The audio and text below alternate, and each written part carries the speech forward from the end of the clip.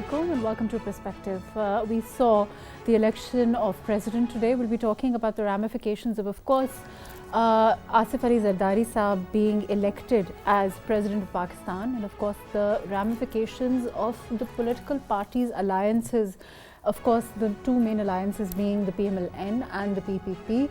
What do we expect in the future? The resolve to work together, of course, the kind of challenges that we are looking right at the face as far as economy is concerned, as far as moving together towards inculcating, changing reform. What is on the agenda? All of that today.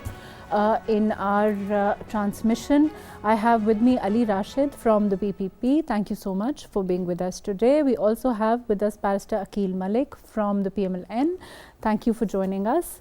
And we have with us Dr. Humayun, Senator Dr. Humayun Mohmand from the PTI. Senator Saab, can you hear me? I think it's a problem. Ali, as far as the election of the president is concerned, of course, the numbers were clear from the very beginning, so it's no surprise what happened today.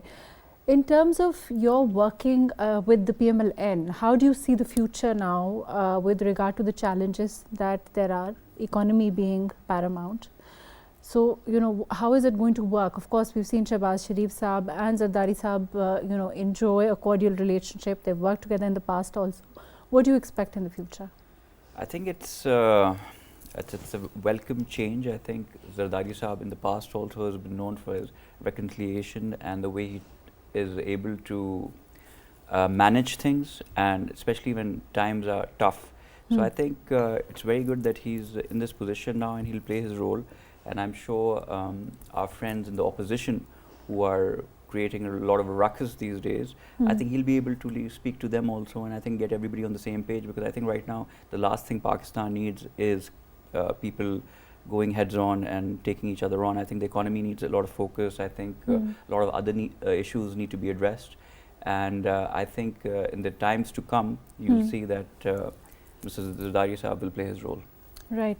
Barrister Aqeel Malik, as far as PMLN is concerned, you have, of course, as far as the cabinet is concerned, the PPP is saying that they are not going to become a part of the cabinet.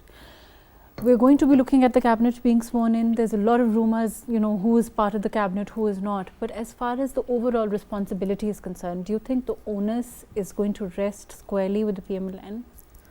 Thank you very much, Mahrukh. First of all, I'd like to congratulate President Asif Ali Zardari on being elected as the 14th President of Pakistan. And this is truly an interesting and a very remarkable moment for all of us, especially for all our alliance partners, and PPP being the main alliance partner. Definitely, I think this is what I've been saying time and again, and probably Ali will agree with me as well.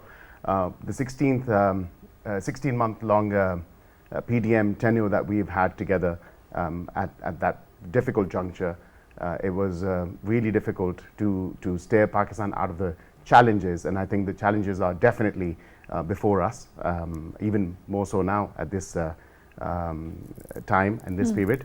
But having said that, of course, they've decided, and it's their choice and their decision, that they've decided to not be part of the cabinet.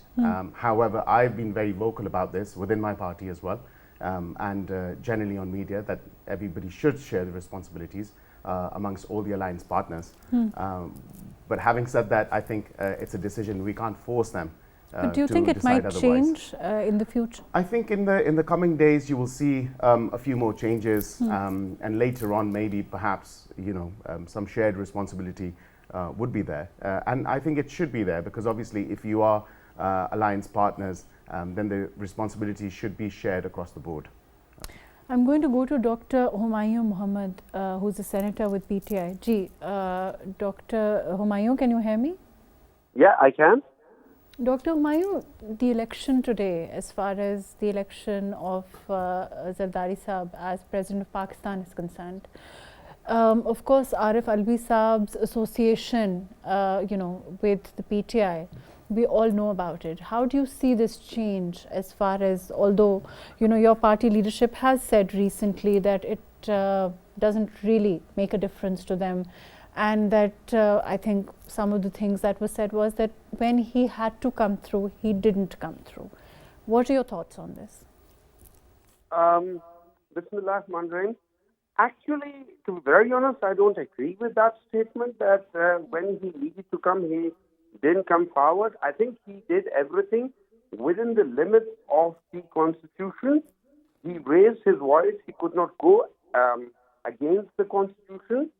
The only thing where I think he was a little bit more cautious, and I wish he would have been a little bit forthcoming, was in August, September. He should have given a date rather than asking the election commission to come forward with the date. He should have announced the date as 8th of November 2023. So that should be, if I would be in his position, I would have taken that stance. So otherwise, I think he has played a pretty neutral, well-educated, actually highly educated president as opposed to what we're going to get now. So, and what we've had passed, most of them were, either not educated or they were favored in a way that, somebody bribed for somebody. I mean, we know that there was one president who went to Balochistan High Court to bribe the judges, and then in lieu of that, he was elevated to the position of president. So if that's the criteria of becoming a president, that you can bribe the judges, then, what can I say about the level of presidency? Senator Humayun, I think there's a problem with audio. I can't hear. Ali, you heard what Senator Humayun is saying. He's saying that it's a welcome change, and it was earlier on. Arif Alvi Saab was a welcome change from earlier presidencies. As far as Zardari Saab is concerned, of course, apart from leading a political party, he's had experience as, leading Pakistan as president before. Of course, there are certain amendments, there are certain, that was earlier, it was being talked about moving towards that, taking all the political parties into confidence. As far as amendments are concerned, do you think you're going to be amenable to work towards that with the PMLN? The thing is that we are working with them, and we've said we'll give them support wherever we can. And when it comes to amendments and lawmaking, we've always been forefront. Even if you see, as previously when Zardari Saab was here, he gave his powers of 58 to the Parliament, with no other president would have ever do that. And working with PMLN, we also feel that the reason that we've decided not to join hands at this point taking ministry is because we saw previous statements of Mia Sahab saying that, I think if there's a single party which is actually running the show, the decision making is easier. It's easier to get things done as opposed to have a lot of parties who are part of the coalition. So we thought that why not give PMLN the opportunity, a free hand to work and get things done. And we wish them well. We are supporting them. And so we don't want that kind of issues. PMLN has all the decision-making powers without taking us on board. So I think that will be a welcome change. And I think Pakistan needs that right now with IMF and going into a lot of challenging situations. Aqeel, in a sense, what Ali is saying, in the sense that it's allowing your party unfettered discretion in making decisions when the PPP will not be part of the cabinet, of course. You agree with that? I mean, legally also. And we've seen in the past, all political parties, I think Dr. Humayun would also agree, his leadership also earlier had said that, it was difficult to take a lot of, when there are a lot of alliances, when there are a lot of coalition partners, it's difficult to manage because you have to take them on board with every decision. So in that sense, perhaps it's easier for the PMLN. I think it's a good political argument coming from PPP, so to speak. But at the same time, I think we've got other alliance partners as well. And if we do take a decision that's perhaps going to affect any sort of provincial subject, or otherwise, or even within the federation as well, and the federal government. So I think that would probably be, later on in time. I think only time will tell if they will allow us that space and give us the... Because they can still choose to have an opinion on any decision, and because they do clearly have those numbers to... Once we start taking those decisions, and I think if they, like Ali said, they've given us this opportunity to sort of work free-handedly or take our own decisions. But obviously we want to take our partners on board. Do you think they have the easy end of the bargain? To a certain extent, I'd say. To a certain extent. But I think, generally speaking, of course, amongst the alliance partners, we are the one with more numbers. And so of course therefore more responsibilities and more responsibility rests on our shoulders. Senator Saab, I'm sorry, I think I concluded that I couldn't hear you, and what you had said as far as presidency is concerned, regardless of that, the kind of politics that we are, going to be looking at as far as your political party is concerned. We've also again seen allegations from your side today. What kind of politics do you expect in the next 5 years or so? Do you think there's going to be, are you going to play your part as a conducive opposition? Can we look at PTI, calling it like it is? Can we look at, them playing a part as a conducive, again, an opposition which is going to, call out the government on decisions, but also, productive critique, not the kind of course, we've seen sloganeering, we've seen a lot of unfortunate events happen in the assembly from time to time. What do you expect in the next couple of years? Okay, can you hear me? Gee, now I can hear you. Loud and clear. Okay, fine. Good, because last time when you said I agree, I did not actually agree, but anyway. With respect to this question, you see, what we are doing, we are trying to have a three-pronged strategy. Our first strategy is that we will be part of the system, of the political system. That means we will play our role in the parliament. Number two, actually why we have decided this thing is because we thought that Pakistan is run based on constitution. We did not know that in Pakistan, constitution does not matter. For simple reason that two assemblies were supposed to have an election last year in May, 14th May, or actually earlier, but it did not. And that's what we have learned the hard way, right? Number two, the second prong strategy would be that we would go into every channel legal channel in order to raise our voice against the electoral rigging, which has been done so blatantly that the bills are that every international and national organization has pointed out. I mean, as far as we are concerned and as far as the Form 45 is concerned, one party which has got only 17 seats, they are becoming the Prime Minister. But Senator Saab, those regardless of your reservations as far as the elections are concerned, as far as rigging is concerned, those reservations have to be redressed within the framework of the law, right? I mean, they have nothing to do with what's happening on the floor of the House. Isn't that true? On the floor of the House, we will raise both these concerns, as well as we will try to see how they are trying to run the system, because what we have seen in the last 18 months that they have totally devastated this country and they have been lying through their teeth. I mean, it's not the first time that they have lied. For example, let me ask you one thing, right? Now, all these subsidized floor that Maryam Nawaz is trying to distribute, it is through the taxpayers' money. It is not their personal money. It is not the money of Mia Nawaz Sharif. So why are they putting the picture of Mia Nawaz Sharif on that? And I'll tell you one thing. They will be humiliated the way they are doing all these kind of things, right?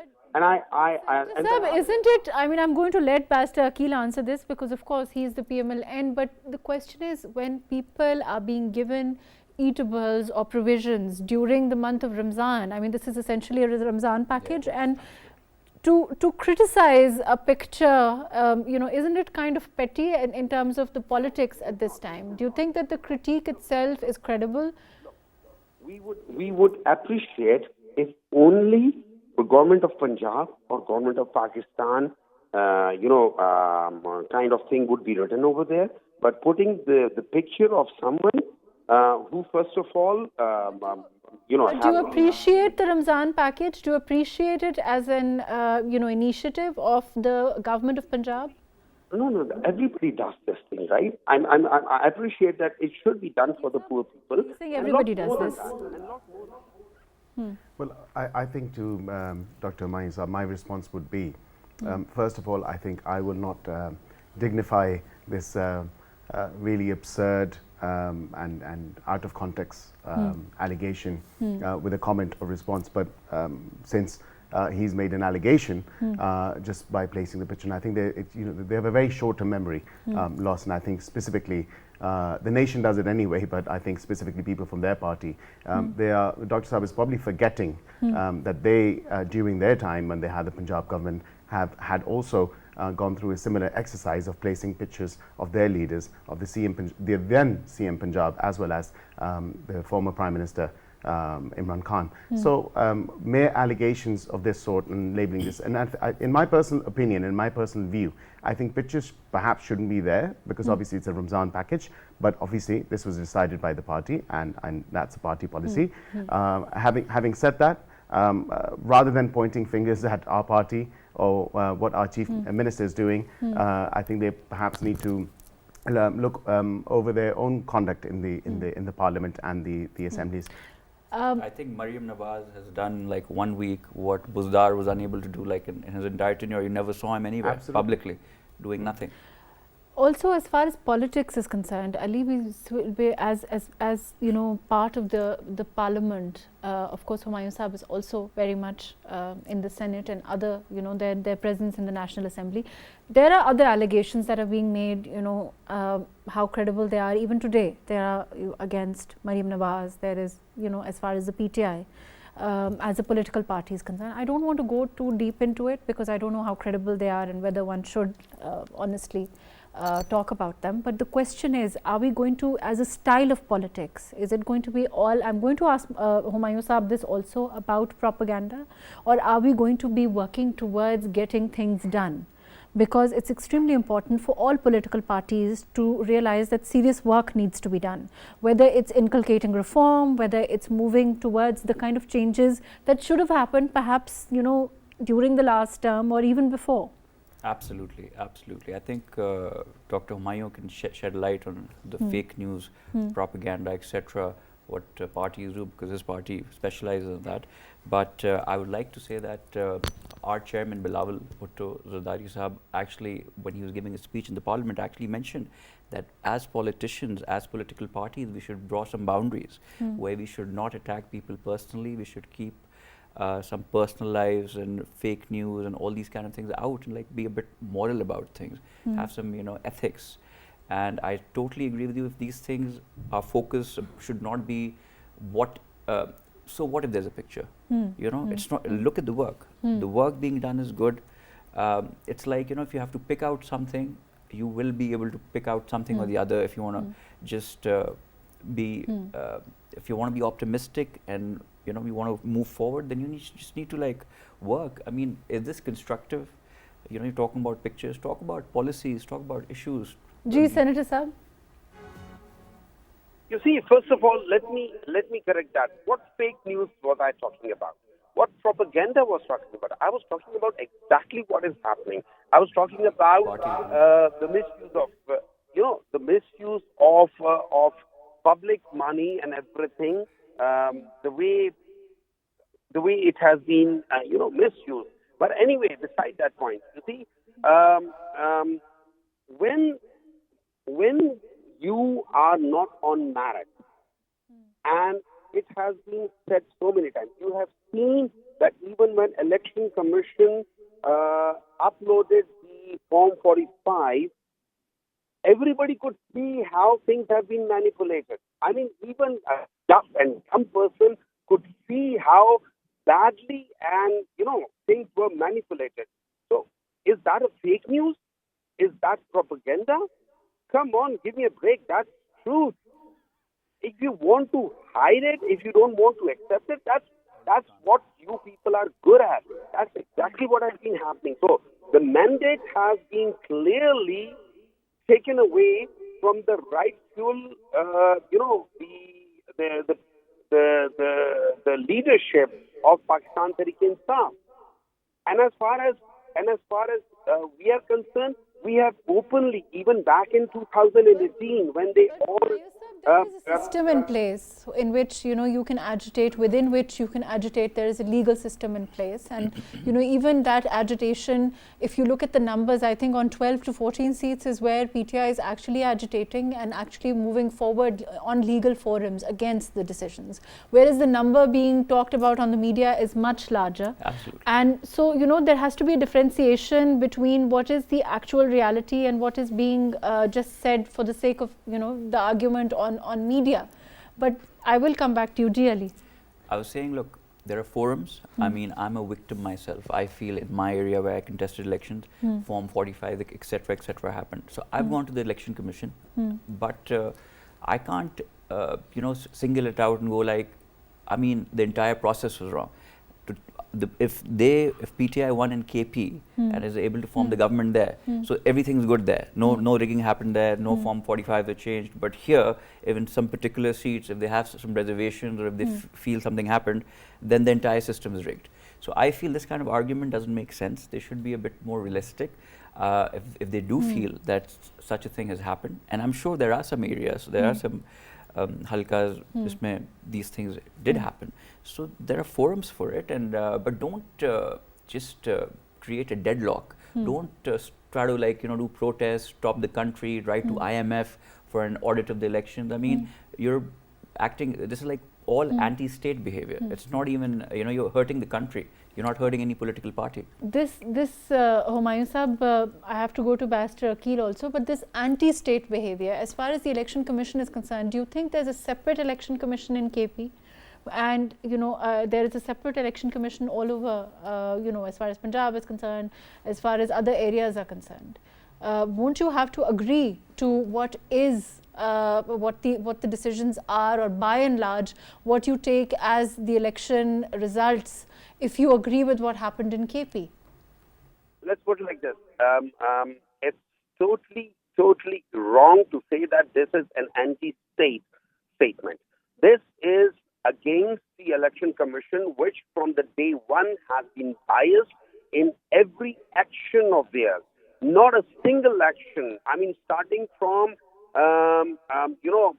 holding on to a decision for 3 months and then announcing it just 20 days before the last date, closing date for the elections, intra-party elections, then going within the intra-party elections details. It was not their mandate. And then, the way things happen, people were abducted, their forms were rejected, and so on. And having said that thing, you see, as in Khyber Pakhtunkhwa, we have openly said, if you want any constituency, any national assembly, provincial assembly that you think is not right, we will open it ourselves. No problem whatsoever. We will give you our Form 45. You can bring your Form 45. We are willing to do that thing. Are they willing to do it? Are they willing to do it on an open debate in anywhere? Let's ask them, Senator Sabji. There's a legal procedure in place, and obviously we can't go outside of that legal procedure and go out of our ways to do what they're asking us to do. Obviously, in 2018, the elections, over 90% of the Form 45s were actually quite questionable. And this is what we'd been saying. Even today, the example is where Khwaja Saad Rafiq Saab had actually contested. There was a lot of overwriting on the Form 45s from that particular constituency. And the Form 45 actually, the two contestants from that particular constituency were Imran Khan, the former Prime Minister, and Khwaja Saad Rafiq. And this is what the news has reported as well. If you look at news papers from 2018, the following day, the results were actually delayed for 4 days. Not only the results were delayed for 4 days, for 29 days, we had the Form 45s that weren't even uploaded. And just today, they're coming around, beating around the bush and saying in 2024, the forms have not been uploaded within 14 days. Of course, and I think there's a huge responsibility on the shoulders of Election Commission of Pakistan. Perhaps we need to sort of further strengthen them with the trainings that they actually imparted with to their staff. And I think work needs to be done on electoral reforms as opposed to just making mere allegations. Of course, false news. This is the factory, their political party, which I do not, to be very frank, I don't call them politicians or political party. It's literally a cult following. It's just a group that's just gone rogue. And they are just making mere allegations, creating ruckus inside the parliament and outside, and just trying to get back into power. Obviously, you do not have the numbers, so you will have to sit on the opposition benches with whatever you have. Senator Saab, there's also, a lot of criticism as far as, for example, nominated seats are concerned. But, as far as Sunni is, do you think that, within your party, there is a segment that believes that perhaps going with a party that, like the Sunni Ittihad Council, it was perhaps not researched enough whether they had submitted seats, whether the lists and whether technical requirements that needed to be fulfilled pursuant to those seats had not been checked into. Is also an issue as far as, and of course your party is saying that this is unfair, but the legal lacuna or the legal requirements had not been checked. Isn't that also a reality? You asking me? Gigi, you are the only one here from PTI. Okay, fine. No, I thought that you might be asking their opinion. Okay, first of all, you see, saying that it's a cult and they don't exist, it's like a disgrace to all those people who came out and voted heavily for Pakistan Tehreek-e-Insaf. We all witnessed that. You witnessed that. They witnessed that. Right? And they were so worried. Most of their people actually thought at about 12 midnight that they have lost heavily. Right? But then they were told, "Gal muk gayi hai." It's been already done. Now coming to your point. Now there are two simple things, right? There is a precedent in 2019 when 3 independent people in KP, they formed a BAP party, which never had their list, and it was newly formed party in KP, and they were given the reserve seats. Now, remember two things. The Sunni Ittihad exists as a political party. It has a single symbol, so it does qualify to be a political party in every way. Now, once you have you have joined that political party, it becomes it becomes their right to have all the. We know these. There's also a decision now in the field. There's also, as far as KP is concerned, there's a stay in the field. There are these, as far as the legal channels are concerned, they are invariably open to your party. And, of course, you can go forward and agitate there. But what I'm saying is that the style of politics is going to remain the same. Are we going to be looking at measures like perhaps, the former PTI chairman writing to the IMF is concerned?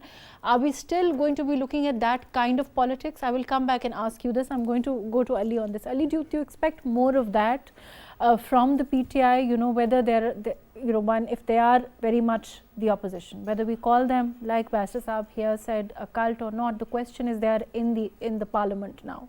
Are you going to be dealing with them as parliamentarians? Whether they're a negative force or positive force is going to impact the parliament? Absolutely. I think a lot of people from PTI who have come this time did not come with a lot of discussion within the party. Since a lot of their leadership was here and there, a lot of people got tickets as independents and won. So a lot of people who have come are not really trained. They are super excited, and they just come and they feel that their job to come to Parliament is to misbehave, to chant slogans, not to let other people speak, not to let the business of the House proceed peacefully. And it's just getting like a bit annoying, to be honest with you, because anybody who's watching the sessions is like, we're not getting any work done. These people are not letting people speak. Either you decide, if you feel that the election process was not authentic, then you also accept the fact that the seats you won are not authentic, and just don't come to Parliament. Right. As far as 2008 and 2013 is concerned, I want to ask, because we're also running out of time, and the comparative analysis as to what happened as Zardari Sahab as president. During that time, we saw a lot of work done constitutionally speaking. Yeah. Do you expect things to continue in that direction again? Absolutely. Things will be done in a proper manner, unlike Dr. Arif Alvi, who is very questionable, the way he behaved, the way he was supposed to be impartial as the head of the state. Here, he just, the things he did, the way he delayed things, the way he, starting from the vote of no confidence onwards. So definitely, if you want to compare, then there's no comparison. There obviously things will be much better constitutionally, and things will be in place. And what I'm very hopeful, and I know will happen, is Zardari Sahab will be able to bring people together. Like, that's his gift. He's known for trying to understand people and walking a mile in the other person's shoes to understand what they're thinking, and trying to bring them to the table to talk at least, and convince them. Either convince me, or either be convinced before we get up and leave. So I'm hopeful that he'll be able to do something where we can at least be a bit politically stable, because this uncertainty is really costing our economy. The stock market goes up, then it crashes. Foreign investment starts coming, then it stops. So we really don't, the only main reason for this is the political uncertainty. And once we're able to stabilize things and we know it's smooth sailing for a bit, things will get better. Barrister Aqeel, as far as 18th Amendment is concerned, there's been a lot of discussion about that. Do you think that there can be changes within it, or you think that of course it will depend upon what all parties think, but overall it is something that has been under discussion? So of course that was a huge step that was taken, and that too a positive step, I must state, at the time in his former tenure as President, President Ali Zardari Sahab. But I think now obviously there's a lot of legal reforms that we have to work on, and there's a lot that needs to be covered. Of course, constitutional amendments are on the agenda, and we will be discussing those within the cabinet and within our party meetings as well. And of course, we will be taking our allies on board. I think one good thing of having PPP as our ally is working on positive constitutional amendments, and we can certainly work on that. And I think just the way Ali said, if we are able to convince them, which I'm sure we will be able to convince them, because the constitutional amendments as well as legal reforms are the need of the hour. So we'll have to work on those, and we'll have to move together in the right direction, so as to take Pakistan forward. Do you think that traditionally speaking, of course, like Zardari Sahab, even Shehbaz Sharif Sahab is also known as somebody who's willing to listen. He's accommodating in that regard. He has a reputation in that regard. Do you think, as far as politics, as far as the PMLN is concerned, it is also, as far as the mandate is concerned, Mia Nawaz Sharif Sahab acknowledged when he came and addressed the people, when after the results came in, he acknowledged that there was a limitation of the mandate, and of course you have allies because your mandate is limited. Do you think it's also going to be a time of reflection and change within your party also? I think change is definitely the need of the hour as well, and of course our party has taken that into consideration at this point in time, and we are thinking that we need to put youth forward, and we need to work on youth-centric issues, and we need to strengthen the youth as opposed to having, of course, we've got older people in our party that are definitely there. Those are the central figures. But we'll have to, because of the population of Pakistan, 68 to 69% is youth, and youth resonates with certain political parties for whatever reason, good or bad. And I think we need to sort of work and have that ingress into youth and work on more effective policies, youth-centric policies, so as to for youth to resonate with us and connect with us. We are looking at Maryam Nawaz as the first woman CM in Punjab. Punjab is of course quite important, integral. I'm not saying the other provinces are not, but Punjab is important to you because it's at the base of the PMLN. It is important to the PPP because they want to make inroads in Punjab. How will that work? I mean, only may the best man win? Is it going to be that? I would say may the best party win. But at the same time, of course, we, just like they want to have inroads and ingress into Punjab, we want the same thing all over the country, not just Sindh, not just Balochistan, not just KP. And I think each political party sort of getting a province, it doesn't really make it help effective, any political party. and it doesn't really help any political party. So we are looking at, whenever when the next elections are taking place after 5 years, we are looking to further strengthen our party's position in all of the provinces, as opposed to just being in Punjab. Fair enough. I'm going to be just my last question to you, Ali, and then we'll be taking a break. As far as your party is concerned, as far as Bilawal Bhutto Zardari is concerned, he, like I said, under his leadership, there has been there had been earlier on a categorized campaign to make inroads in Punjab. Yeah. Do you expect that to continue? Do you expect, because of course, as far as Punjab Assembly is concerned, you have a limited mandate there. Yeah. Are there going to be changes there as far as the party itself is concerned? What do you expect? I think we'll definitely focus in Punjab and we'll want to make inroads there, just like any other party would want to be anywhere else, right? Any other province, you try to retain and sustain what you have, and you try to build on wherever you're weak or where you need to work on. So definitely we have a lot of people who have joined us from Punjab. I think in the past 5 years, in the previous tenure, we were firefighting and we were just dealing with the cases which were put against us through the PPTI, and we didn't really get an opportunity to actually make inroads and give the kind of time. I think now that all political parties which are in the government are sane and are wanting to work and who are willing to talk. I mean, if you look at it, I mean, even right now, when independence won from PTI didn't want to talk to anybody, or they could have formed the government. We were willing to talk to them. So I'm hopeful, and inshallah, we will carry on working in Punjab. Right. Thank you so much for being with us. Thank you for joining us, Barrister Aqeel Malik. Thank you for being with us, Ali Rashid. Thank you for joining us, Senator Dr. Humayun Mohmand. Thank you so much for being with us. We'll be taking a short break, after which we'll come back and resume the transmission today. Thank you so much. Please stay with us.